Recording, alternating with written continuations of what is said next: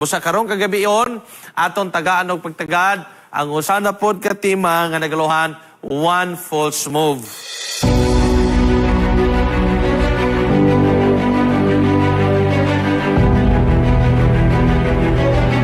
Mga pilang paglaom, usa kadako kaayo nga pamalandungon ang dula sa kanabitang snake and ladder kapag laom. Ang snake and ladder nga dula, usahay matagaan ako dako kaayo gyud nga importansya sa kinabuhi. Pagtuyok sa dais makapaglaom og unom, alay butang nimo dito ang unom pod kadagan. Nayuban kapag laom nga wala siyang swertehon, niabot siya dito ana sa taas kay ang sa 97. Pero atong bantayan nga naibitin nga nagpaabot diha sa numero nga 99. Nga usahay kung paglamba na po dito sa dais, pag-abot sa batok tos 99, naidako kay nga bitin o matukob ka na gabitin mo naog kagbalik ngadto sa sinugdanan. Gani ako natandi, nga usahay atong pag-alagad, solo sama ni Ingunayana kapag laom. Nga ang atong kadasigon usay karon lala karatil yung dagan, wala tuog kadasing atong ani. Apan hinundumi nga sa mga hilit sa nga duplins tong kinabuhi, ang iyawa nga mao ambitin nagapaningkamot sa pagtukob ka nato og delikado ra bagid kayo kapag laom nga og mutukob na ang yawa og mapaakan niya sa lala, mapintas kini nga lala nga usay mulupog kanato man nga bantayanan pag-ayo. Giuluhan ako ang ato pagtuon si manaha ning ang kagabion og one false move. Gani, usa sa mga ganahan ako nga hari gyud sa Israel, si Hezekiah. Hibaluan nato kapag laong nga mo hinungdan nga nag-backslide ang Israel sa daghan nga mga panahon tungod po sa hari nga nagdumala sama ni King Ahaz. Sa taas si may gayon, iyang gipaturok ang mga baal-baal nga mga rebulto. O niya gitawag niya mga tao tungod kay natakdan siya sa kasama si Jezebel na backslide ang tibuok naging harian sa Israel. Og daghan pa kayo nga mga hari sa Israel kapag laom tungod kay na takdan sila sa mga pagadong kapag tulunan og antibuok yun nga nason na backslide. Pipila lamang ang napili ni adto. But what I like in the king ni Hezekiah paglaom, nga nagdumala siya when he was 25 years old. Og 29 ka mga tuig ay dumala gatos Israel. O ang akong giganahan pag-ayo, nga samtang siyang pagdumala, girestore niya ang tinuod yun na pagsimba. O human niya girestore ang tinuod nga pagsimba kapag laom, iyang gihibalik ang mga tao nganha sa husto nga pagkinabuhi sa pagkalagad sa Dios. Muna kung imo basa ng ikaduhang Chronicles, Kapitulo 31, versikulo 20, atong mabasa diya nga kining si Haring Hezekiah gideklarar gyud sa bilang kasulatan nga suod kaayo sila sa Dios. To the point kapag laon, nga samtang nagsakit na gyud si Hezekiah, nga dulaan na gyud siyang mamatay, nangaliw po si Hezekiah, og si Hezekiah gitagaan o gasas Ginoo, og 15 ka mga tuig nga kinabuhi nga extension.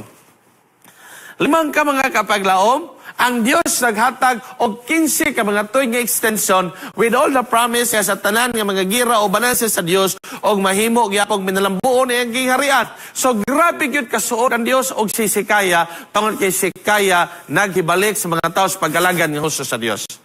Apan kapag laom ako pong nabantayan, wabitan ang giuluhan natin unlimited faith expired. Kay bisag kini nga mga tao nga hingpit na gyud og pagtuos Ginoo, maayo nagkailang starting pero dili gyapon kakompensahan. Gibati siguro ni Hezekiah ang kaanindot siyang gibati, ang kaharuhay na siyang kinabuhi tungod sa 15 ka mga tuig og ang saad sa Ginoo nga modaog siya sa tanan nga mga bugno. Nibati siguro siya sa pagkumpiyansa. Nibati siguro sa kapaglaom sa kanabang distansya gamay pagsalig niya gamay siyang kogalingon. Ngano nakasulti ko niini? Tungod kay adunay day mga panalangin no say nga magkapahimulang nato sa Ginoo, mo na delikado kay bantayanan. Kay kung mo basahon sa ikadong hari kapitulo 20 bersikulo 12 ngadto 14, ang hari sa Babylonia nga gitawag og si Merodach Baladan, the son of Baladan, king of Babylon. Naghatag kini sa og letter ngadto ni Hezekiah. Og nabalot ang mga kapaglaom nga ang Babylon sukad pas kaniadto mo ning mga pundok nga giila nga kalaban sa mga katawhan sa Dios. Nga kung ang katawan sa Dios kita nato mga Israelites, napoy katawhan ang yawa nga gisimbolohan ining Babylonia mga pilang kapaglaom.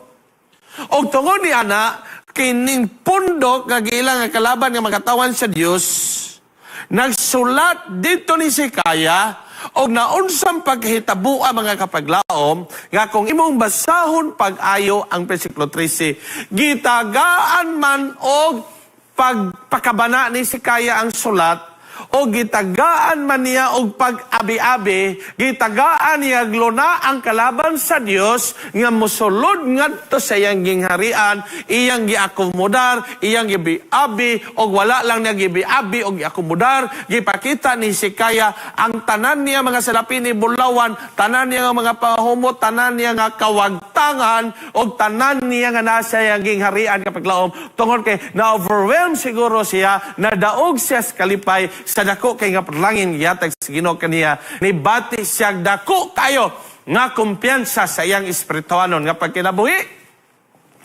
Hinungdan kapaglaom nga kini manggo siya si propeta nga siya prangka magini si propeta nga siya kapaglaom giina niya si Hari Hezekiah unsa man imong gihimo Hari Hezekiah, ingon si Hezekiah, akong gipadayon ang Babylonia, akong gipakita ang tanan akong kawagtangan nganha sa taga Babylonia gigala. Giprangkahan ni Isaiah si Haring Hezekiah.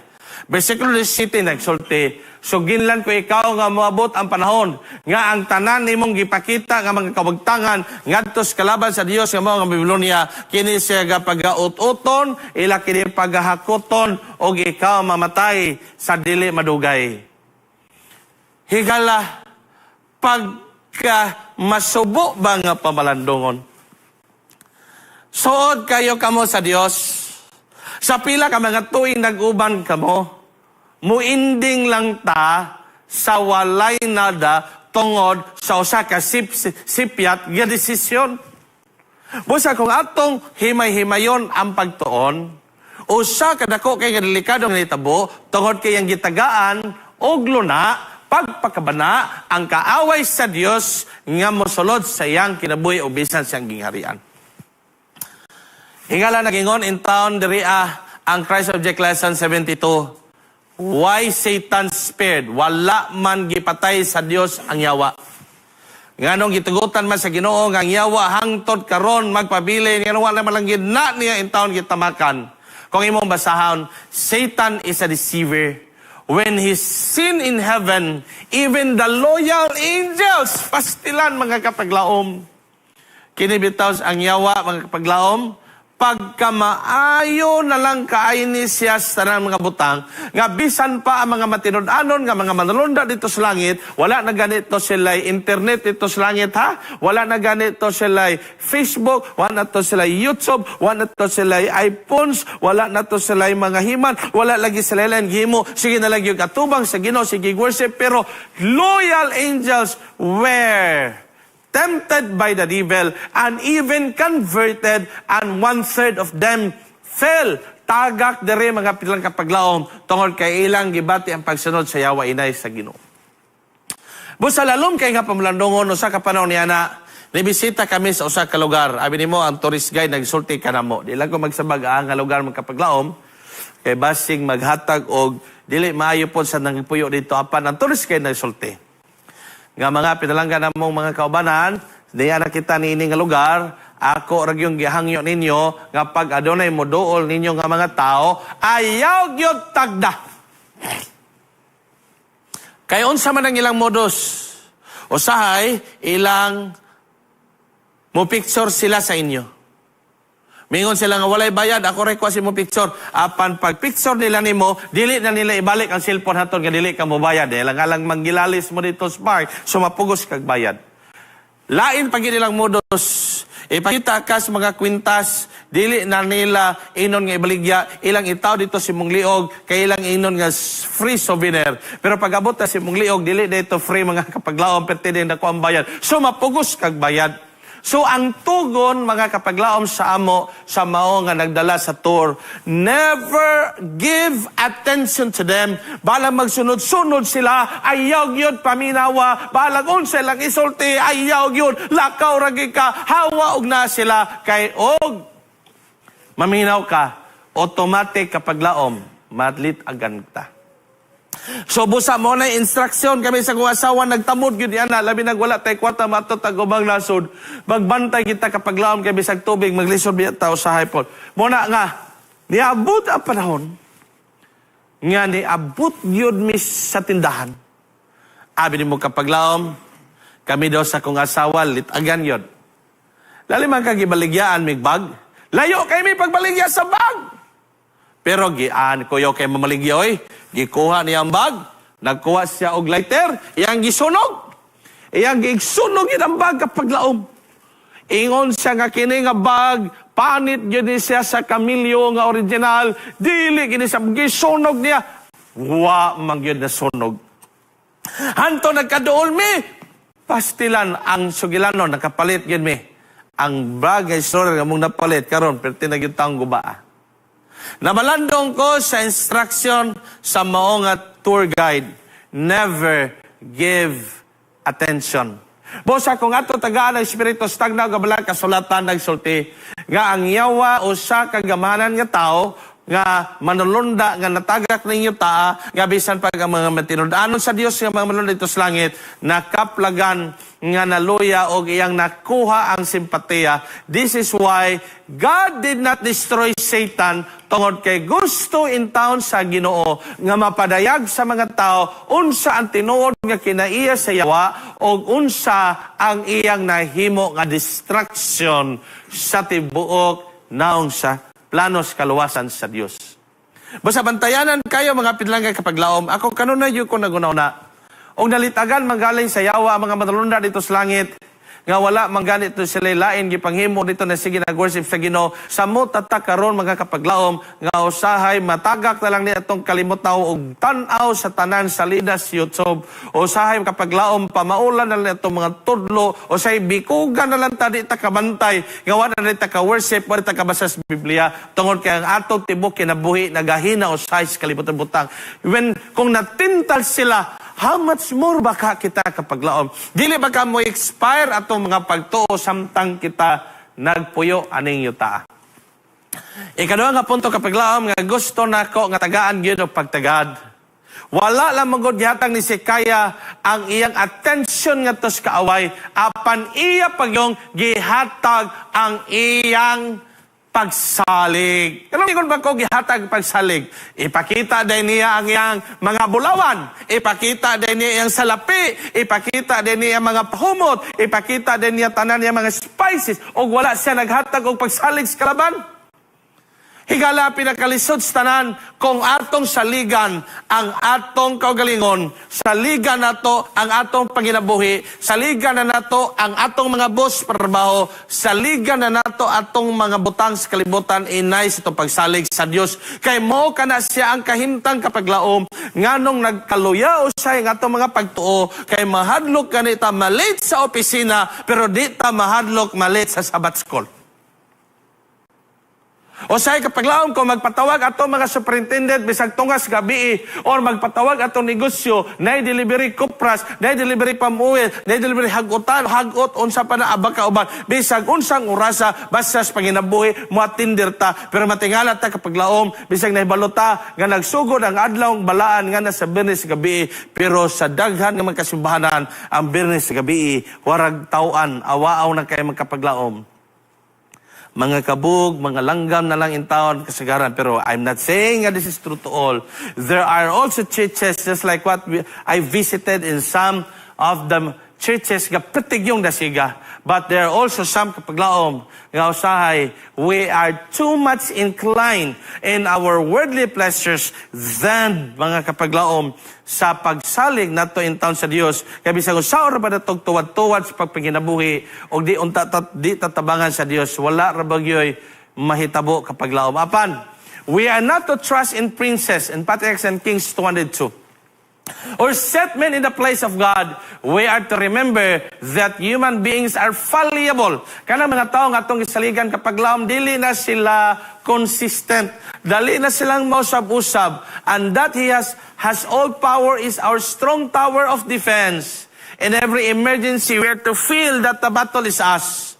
Muna nga sa daghan nga mga katalagman nato ginuna nga nag-inusara ta apan mga kapaglaom, wala ta nakalimot kita that the resources of our Almighty God are limitless and apparent impossibilities will make the victory all the greater. Busa kapaglaom, usa kanindot kaayo baya gyud nga pagpainundom. Nga usahay sa natad sa panginabuhi, mas dako patagsalig sa isa to kaugalingon. Sa gani atong inampuan kapaglaom, marag kanunay na shortcut. Usay gani ni atong pag-worship, warag dala lamo-lamo na. Kay ngano, warag ni salig na manggotas tong kaugalingon nga atong mahimo. Inay nga ang Dios mo'y magkahimo ning tanan. Panang usay ang atong kinabuhi, magkakaboritsing usay kapaglaom, tungod kay sa daghan nga mga panahon, bisan ang atong ang pakigdait sa Dios napiktuhan kay mas musalig na ta sa kaugalingon, mas musalig na sa panginabuhi, mas musalig na ta sa uban nga mga tao nga makatabang ka na to, inay sa atong Dios. Ang ikatulong nga punto nga gusto na ko pagtagad kapaglaom, nga kinabuhi ni Hezekiah, nindot kay ang kinabuhi for how many years? As I said, 29 years siya nagdumala, peting nindota kaayo sa iyaha nga pagdumala, Baitsi ko, anyo siya nagsugod sa pagkahari. Nindot ang dagan, giguba niya tan mga ribolto, gibalik niya tinon nga pagsimba o pag-alagan niya na sa Dios. Apan bantayanan sa akong gikasulti, kay one false move resulting to death. Sabta nagsulat ko kapaglaom, dili na ko makalimot. Samtang ay mga tao nga giyawaan, o samtang sila nayawaan mga kapaglaom, na usa ka bata nga ginayawaan po. Bisa gusaon na kog ampo, di gid in town mawa. Dagan rami nagtabang kog ampo, katawaan rami sa panuway. So that was the time we gathered together mga kapaglaom as a Sulad missionary. We went to a place far away from our cottage, kaya dito gipabutang, gipangyawaan, og nagduro kami gluhod ngadto sa Dios. Kapaglaom, pagluhod na mo, samtang kami nagluhod na nanganta o kamol spirit, are dako kay nga sit-sit kamong nadunggan, o sa ka sit-sit sa taong nasuko. Sa among kakulba, wala mi nagbukas sa mga ta kapaglaom, o samtang naman na may ampo, naghinulsulmis na mga sala, nanganta na pun mi, o here appear, O Lord, adunay duha ka magagmay nga mga bata, nga amo yung gabat nga nagkatawa silang nagdagandagan, naglibot-libot, nagdula samtang kami nagampo. Busa ato nga panahon kapaglaom, grabe og pagkurog sa among mga kamot. Grabe ang among kahadlok, ang tinuod nga pagkasulti, wara ko kahiyon sa kahadlok. Nitindog ko mi pagumanong kampo ni pagtindog na mo kapaglaom, kanini mahurot atong talaw tanan, isubmit ato Ginoo, gamhan na iputas Ginoo kapaglaom. Tingala ko nga doon na naman may pinaseng kaisog. Musugot naman mig mga matay kapag laom. Niya naman isang pot sa kungoto. Gawag ko nahadlo ako na nga nagmamatay sa paghimog daotan. Kaya may hinoong natas pag-alagad sa Diyos. Busa samtang kapag laom, among giampuan ang nataong nayawaan o nihawa ang nayawaan, among gipangutana kapag laom ang tao. O gabi ni mo, ang dili nako malimtan ng gisulti sa katao. Daghan sa gisulti. Apan ang dili nako malimtan sa usa ka tawo, ingon siya nga abinimos, Sir, akong nakita dito sa gipakita sa Reyna dito do Cruz Balite ang akong kaagi. Abinimo kapaglaom, di lang nako i-elaborate pero murag napoy tama pod siyang gisulti. Nga nanggid-anggid gyud sa akong mga binuhatan. Apan tumoy-tumoy kapaglaom nga gisulti sa usa ka bata, ingon siya. Abinimo, Sir, nagsulti gyud ang mga tao dito. Kini magod sila nga area sa una, nag-worship pamugod sila mga kapaglaom og mga wooden image sa unang panahon, mga cultures at mga native. Apan ang usa ka Diyos nagsulti kaniya mga kapaglaom, nagtuman lagi sila og mga Diyos sa unang panahon kay kada area mga remote places pa man.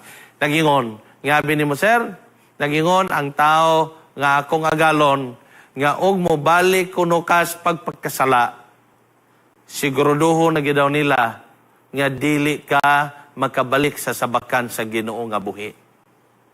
Higala sa panahon nga madiskoryo ko kay daghan man lagi kayong mga pagsulay, Sa akong gikaingon ninyo, samtang kita nangalagad, perti yung daghanas mga pagsulay, nga warag ma-expire na bitaw, warag ma-expire gyud atong pagtuo.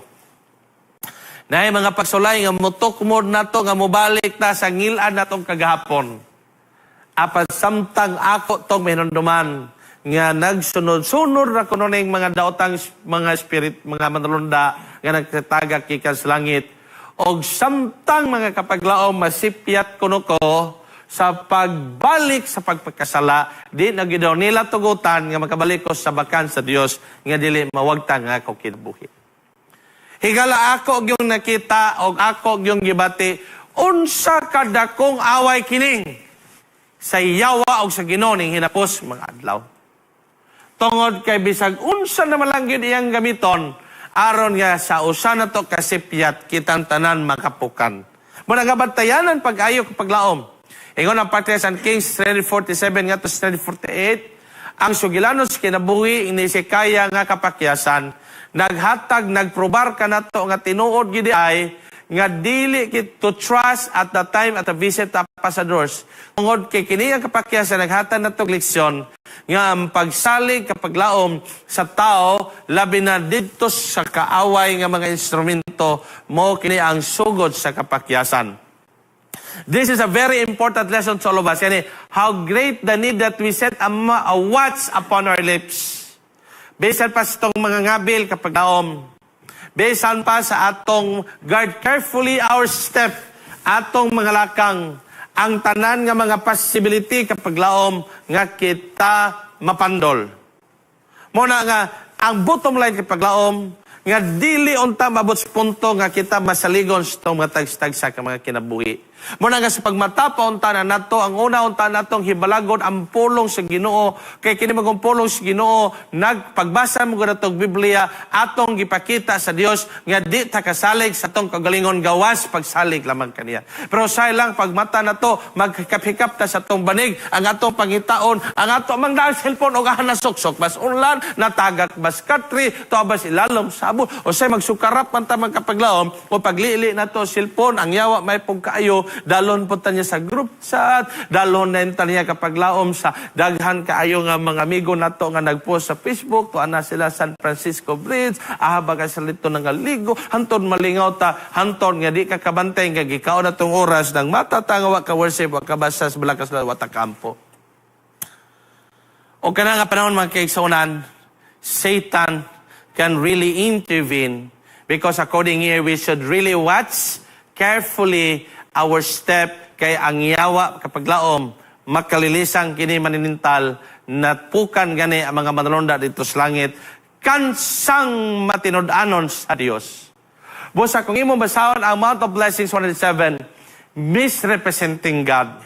Si Hezekiah kapaglaom sa daghang mga panahon nga iyang representan ang Ginoo nga nindot apan naagi mga panahon nga kadto paging importante nga butang nga wala gid niya marepresentar ang Ginoo pag-ayo. God sends you into the world as His representative. Sa tanan na ito binuhatas ito, kinabuhi, kini unta na magapadayag sa ngalan sa Dios. Kini nga tawag kapaglaom, mao kini siya ang maghatag kanato sa pag-ila-ila sa itong makina. Abi mo, ison lisod kaayo. Ato mga nayaging mga tuig, to ako'y nakasulod mi sa Singapore, mga kapaglaom. Abi ninyo, ang pinaka-problema sa Singapore, kaya wala naman di ay kumusulta silang nasod, puro sa banda ay katong digital. Og mo entry ka, itoslok na nimo unsang eroplano, pila ka bula, adlaw magpuyo, ka mato i-entry na. Pagsulod na mo dito sa immigration kapaglaom, wala naman dahil mo interview dito, kato naman lang mga computerized, humani mong encode atong tanan nimo nga mga information, pag ma-okay na, masulod sa imong email, masulat man nimo dito ang number sa imong passport, imo rang ipakulob imong passport kapag laom, o imong ipansak dito sa ilang pansakanan, maabri da intong gate, sulod da yung ka kapag laom, mag-ato na ka silang mga mata o fingerprinting, maabri na po to, hantod ka makasulod. Ako naniid ko kapag laom. Lili ko, sakto na gid akong tanan, informasyon, ala, nilili ko nindot ta kayo. Apan, paglili na ko kapag laom, nag-uban mi adto sa tesorero to sa Davao, nag-uban mi sa mga health directors po akong mga kauban ito. Pagtanaw ginako sila kapag laom hamloy raman. Pagpresentar nila silang passport dito sa scanner, pak! Abriman! Yung ko hayahaya, no? Si kog lili sa bantaw kapag laom paglili, pagpasa sa passport, abriman! So, inko, kini bitang tagalasang punta kapag laom po, di biya po dalim. Bos samtang naglili ko, kini ako, larga gini. Huwap-huwap ko, mga pinalanggang kapag laom, huwap-huwap ko. Pagpansak na ko karon, rank, pulaman. Kulbaan ako sugod kapag laom. Gibali-bali na po na ko. Pagpansak na ko, pula na po. Pagpansak na ko, denied pag yun. Gikuha ko mga kaiksuunan sa guard dito nga taga Singapore. Gidala ko sa opisina sa immigration. Abi ni mo mga kaiglaan, gikasabaan ko dito. Ngano, naghatag daw ko misinformation sa kong passport. Kaysa ako na yung passport ka, sa ato na yung passport kapag laom, naman day letter sa katapusan na ng number, mauman to'y wala na ako masuwat. Grabe ka sensitive.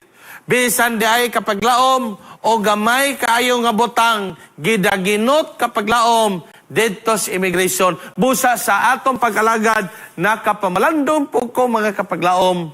Gay basig nagtuo kita nga sa pagbalik sa Ginoo, makakita kita kaniya, kay grabe na itong pag-alagad, grabe na itong wali, hinatagay suporta sa Ginoo, grabe na ito kamatinud-anon, pero basin og ang Ginoo, sama pod og mata or sobra pa pod og mata kapag laom sa immigration, kay ang gagmay nato nga mga false move nga wala nato mahinulsuli kana siya ginalili pag-ayo sa Dios paglaom.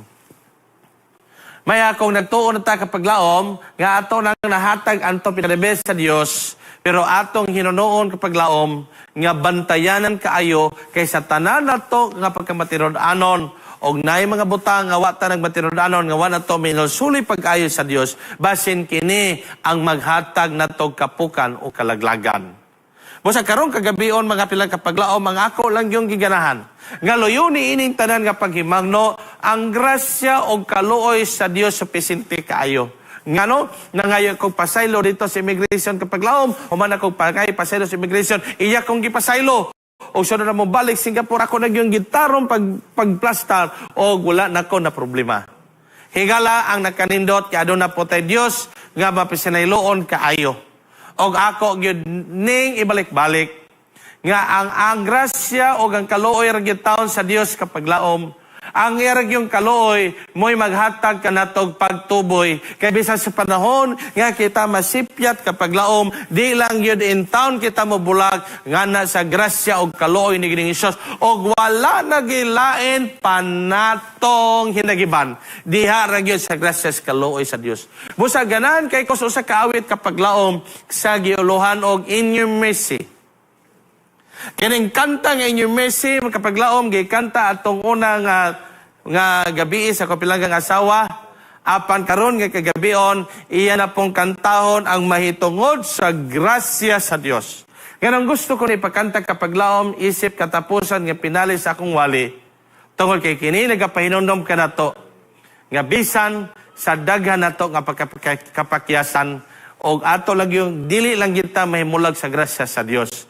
Ang grasya sa Diyos supisente nga mag-umol, magtuboy ka nato sa paghatag og suod nato nga relasyon sa Ginoo. Apan kining grasya ang pinganan kapag laom. Kining grasya ang pinganan nga pinaagi sa atong kanunay nga pakigsuod nga sa Dios. Dili ta mobati kampanti sa atong tanan nga nahimo. Dili ta mobati og kampanti sa atong pag-alagad. Kung dili ato yung kanunay mga kapaglaom siguraduhon, atong kanunay nga pakig-charge, pakig-sandurot sa Dios aron nga atong pagtuo, dili gyud kini mo expire panahon sa kalipay kadagaya, labi na gyud panahon sa kalisdanan. Akong gihangyo katilingban sa pagdungo sa itong mga ulo alas pagampo. O Dios, kilabing balaan, dako kaya mong kalipay, nga siya gihapon, imong grasya og kaluoy, nagtultol ka na mo Ginos, pagkinabuhi, nga suod, diha ka nimo. Kaming tanan, Ginoo, masalay po sa tubangan nimo, apan kami, Ginoo, malaumon, Imong grasya o kadagaya mao gayod ang patigbabaw. Ang giampo Ginoo ang tanan nga matigpaminaw bisag naminaw ni sila panadonan ni sila daghan nga mga suliran. Uban mo take og examinations, uban gani nas balay tambalanan, uban na Ginoo sa mga kaigwaos o katalagman. Apat pinagi Ginoo sila pagpaminaw, hatagi sila Ginoo og panalangin. Tubaga Ginoo ilang panagtuaw, ug ikaw Ginoo magpakabana in taon kanila. Kapinagi silang pagpaminaw karon sa manahan, dili lang kini Ginoo nga basta-basta lang nga pagpaminaw. Apan kini nga pagpaminaw gawas nga mapatalanginan sila espirituanon, mapatalanginan sila sa tibuok aspito silang mga kinabuhi. Kusa salamat kay Ginoo sa pagsustinar kanamong tanan sa Hope Channel crew o kanako nga nagwali. Dalaygon ikaw sa way katapusan sa ngalan naman ni Ginoong Hesus. Amen.